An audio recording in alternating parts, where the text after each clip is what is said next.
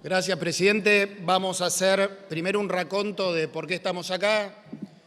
En el año 2019, diciembre de 2019, el expresidente Alberto Fernández pidió en su ley ómnibus, su ley bases, que se suspenda la fórmula por 6 meses, la fórmula que se había votado en el gobierno de Cambiemos, varias toneladas de piedra, una fórmula que incorporaba inflación, se actualizaba cada 3 meses y algo de componente salarial. Era una fórmula buena.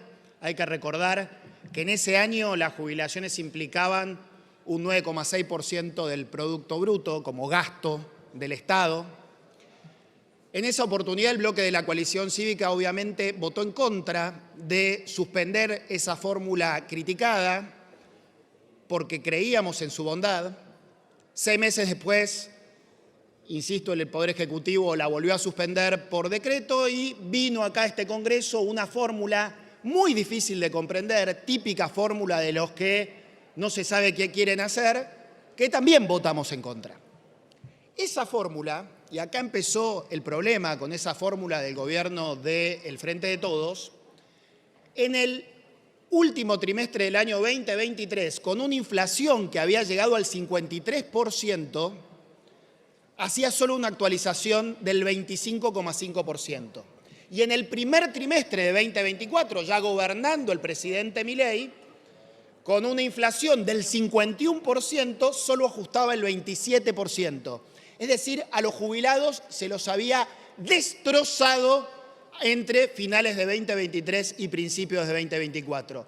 Ahí fue cuando pedimos como bloque, el 1 de marzo, cuando vino por primera vez el presidente, recomponer toda la inflación de enero, al menos en términos reales, todo el IPC de enero y por supuesto el de febrero y el de los meses subsiguientes, y acompañar una fórmula que actualizara por inflación periódicamente, porque sabíamos y éramos conscientes que estábamos en el marco de un programa de estabilización que podría haber terminado en una hiper y afortunadamente no terminó. El gobierno de Milei nos pedía lo mismo que había pedido el gobierno de Alberto Fernández al principio. En la ley bases, que se suspenda la fórmula y que se le den plenos poderes para que él diga cuánto iban a ganar los jubilados. Afortunadamente hubo mayoría para quitar eso de la ley bases. Era un poder que se iba a quedar Milei, absolutamente extraordinario, en un contexto de licuación extrema del poder adquisitivo de los jubilados. Se lo dije anteriormente, costaban en el 2017 el 9,6% del Producto Bruto Interno. En el 2023 ya el gobierno del Frente de Todos había hecho un ajuste del 2,5% del producto, costaban el 7,1% y hoy cuestan el 6,6%. Es un ajuste intolerable, presidente, por eso la coalición cívica siempre estuvo para recomponer de manera razonable sin impedirle el plan de estabilización al gobierno de Milei, porque no somos ni golpistas, somos responsables, pero tenemos la mínima sensibilidad que hay que tener en el contrato social que tienen que tener los gobernantes con sus gobernados. Históricamente ha sido los niños primero y también las personas mayores. Están los tratados de derechos humanos más básicos, que esos a quienes hay que cuidar justamente porque son los más vulnerables. También los discapacitados. Esto no es sensiblería, no es una posición antigobierno, no es una posición irresponsable. Son los presupuestos mínimos de convivencia que tiene que tener una sociedad humana que se quiere respetar y que quiere vivir en comunidad. Se nos dijeron muchas cosas en este tiempo. Nosotros ahora vamos a insistir con el veto, por supuesto, de una ley que propusimos una parte, la otra fue una construcción con otros bloques. No es que estábamos de acuerdo en el todo en la ley, pero en el encierro en el que nos sumió el gobierno, fuimos acordando con otros diputados para generar el número. Y ahora vamos a insistir y después voy a hablar de eso. Se nos habló mucho de la irresponsabilidad fiscal. Y hay distintas cuentas que uno puede hacer para hablar de cuánto cuesta esta ley. De hecho, hay un cálculo de la Oficina de Presupuesto del Congreso y otro cálculo del Poder Ejecutivo, y además no hay presupuesto, con lo cual estamos bastante a ciegas para andar acusándonos de irresponsables. Ahí, insisto, cada artículo cuesta una parte y este paquete de leyes cuesta un todo, pero no votamos todos de la misma manera ese paquete. Ahí lo que me pregunto del gobierno es esta inconsistencia que cada vez se le nota más. Hace pocos días se bajaron a cero las retenciones a la minería y se bajaron un poquitito las retenciones al agro, porque si no el agro no iba a sembrar, pero se mantienen, por ejemplo, arriba del 26% para la soja. Pero la minería, de un día para el otro, nos dimos cuenta que iban a cero. Y no estoy haciendo un juicio de valor sobre el nivel de retenciones que tiene que tener la minería. Capaz que tiene que tener cero.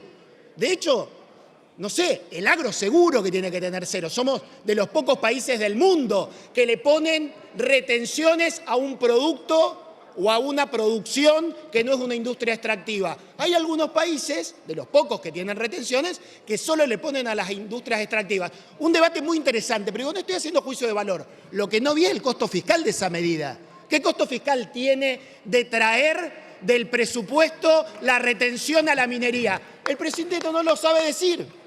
Tierra del Fuego. Se tomó una buena medida desde mi punto de vista, bajar un poco los aranceles para que los productos electrónicos sean un poco más baratos en la Argentina.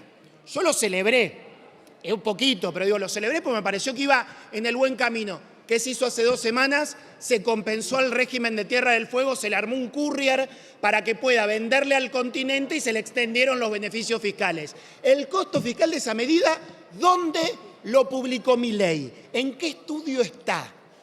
De verdad es delicado acusarnos con cosas en este grado de improvisación, de falta de transparencia republicana, de falta de presupuesto, ya lo dije. Y en ese marco, no solo no se puede proyectar el costo de las medidas, tampoco se pueden proyectar los recursos, me lo decía hace un rato la diputada Oliveto. Tampoco sabemos bien cuál es el incremento del costo por los intereses de la deuda que se está tomando. El bonte que se sacó al principio del año, que se iba a sacar todos los meses y que ahora no se saca, que fue a tasas muy altas de mercado. Que el FMI ya les dijo en el último staff report, están ocultando los intereses de las deudas, de estos instrumentos, de las LECAPs. O sea, ahí hay algo que no sabemos que está pasando, con lo cual ni siquiera sabemos si hay superávit fiscal, ni siquiera sabemos cuál es el equilibrio. Hace rato que nos tendrían que haber traído de vuelta el debate del presupuesto para que en todo caso seamos nosotros los que tomemos el costo de decir a dónde van los recursos. Si van a los jubilados, si van a otro lado, y ustedes se sacarían un problema de encima, pero no se lo quieren sacar porque mostraron desde el inicio del gobierno, igual que Alberto Fernández, que quieren discrecionalidad y que quieren darle los beneficios a los que los votan o a los que los financian. Y esto está claro. No hay que dramatizarlo, pero no hay que dejar de decirlo. Se nos decía que es irrazonable lo que estábamos proponiendo. Miren, no solo no es irrazonable porque nadie se va a hacer millonario en una mínima por cobrar, sumando bono y 7%, 50.000 pesos más. La verdad que habrá gente que va a poder comer carne 3 o 4 veces por mes, nada más. Hay otros que para los que 50.000 pesos no es nada en su vida, no sé, es la cena individual en algún restaurante de los que van todos los días. Entonces, no digamos barbaridades sobre los demás tratándonos de populistas y demagógicos cuando no tienen idea algunos de cuánto cuestan las cosas, y me refiero probablemente al equipo económico, que debe ser competente, pero es todo de gente bastante pudiente, rica, no sé cómo se dice. En fin, ni siquiera demagógico porque no es retroactivo. Acá se podría haber tratado de hacer esto para atrás, porque enero del 2024 lo están debiendo hace 1 año y medio, y nosotros ni siquiera estamos pidiendo esto, porque sabemos que la plata no alcanza. Demagógico, ¿sabe lo que fue, presidente? Demagógico fue votar con Sergio Massa para ayudarlo en la campaña presidencial y polarizar con él en el 2023 la derogación del impuesto a las ganancias y reponerlo a los pocos meses cuando se es gobierno y se necesita plata. Eso es demagogia de la peor, de la populista, de la que ni Scioli le debe haber enseñado. Vaya a saber qué consultor de campaña. Pero acá hay que encontrar una solución y nadie sabe si están los números. Nadie sabe si hay 1/3 de héroes como hubo el año pasado, para sostener el veto, y nadie sabe si hay 2/3 de los presentes para insistir en toda la ley. No se sabe si hay todo o nada. No se sabe si se van a poder sostener las cajas que pidieron los gobernadores para que se sostengan, no se sabe si se va a poder sostener las fuentes de financiamiento, porque probablemente haya algunos errores en las fuentes de financiamiento que se eligieron, no se sabe si se va a poder sostener la fórmula, no se sabe si se va a poder sostener el 7% y el bono, o alguna de las dos cosas, o no sé, las dos, no se sabe nada, porque el gobierno opera sobre los bloques entran, salen, piensan, se tientan, no se tientan, lo llaman los gobernadores, opera la responsabilidad, opera la irresponsabilidad, opera las tentaciones, operan un montón de cosas, opera la campaña electoral, operan situaciones bastante poco claras. Entonces nosotros tenemos una propuesta de cómo se podría solucionar esto. No sabemos si va a ser viable. Hay un antecedente, el antecedente del régimen de propiedad participada de la empresa estatal YPF, que es la insistencia parcial. Si el presidente puede vetar parcialmente, la contracara de eso es que en tanto y en cuanto haya autonomía de la ley y operatividad de la ley, nosotros podemos insistir parcialmente. Yo creo que va a haber que buscar un esquema, que hay que pensarlo, donde podamos votar artículo por artículo o paquetes de artículos que le den autonomía a la ley como le exige la Constitución al presidente cuando hay promulgación parcial, y comunicarle, por supuesto, al Senado el resultado de lo que salga de esta Cámara.